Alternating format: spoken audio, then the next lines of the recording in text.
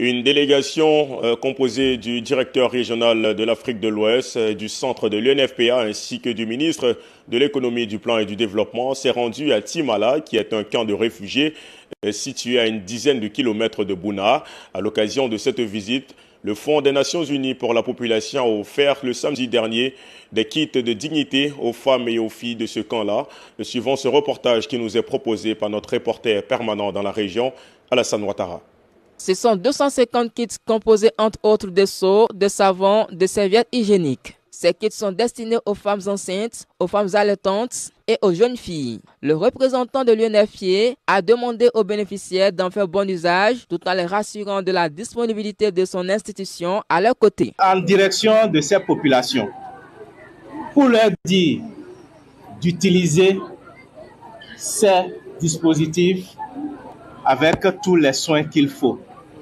Et nous, système des Nations Unies et autres partenaires techniques et financiers qui accompagnent nos gouvernements, nous allons faire de notre mieux pour qu'il y ait un peu plus de protection, pour qu'il y ait toujours des services d'éducation, de santé, bref, des services sociaux, pour que vous ne soyez pas laissés de côté. La ministre de l'économie, du plan et du développement, Niale Kaba, a rappelé les efforts du gouvernement pour accueillir ces demandeurs d'asile. J'avoue que lorsque nous avons des retours des camps de réfugiés hors de Côte d'Ivoire, on a ici un beau site.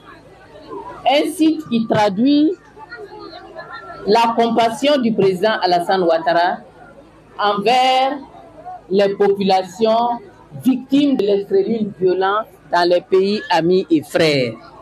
Les bénéficiaires ont traduit leur reconnaissance à l'État de Côte d'Ivoire et à l'UNFPA pour leur sens d'hospitalité et leur soutien depuis leur arrivée dans le pays. Grâce à leur accueil chaleureux, à la construction des logements qui sont ces sites, aux aides alimentaires, aux aides sanitaires, telles que la construction d'une case santé, la présence des personnels et une ambulance disponible à notre part, au déploiement d'une équipe sécuritaire, la présence d'une équipe de la DARA, nous nous sentons chez nous. C'est juste un changement climatique. En marge de cette cérémonie de remise de dons, des consultations foraines et médicales ont été initiées. La cérémonie s'est achevée avec la visite de ces sites.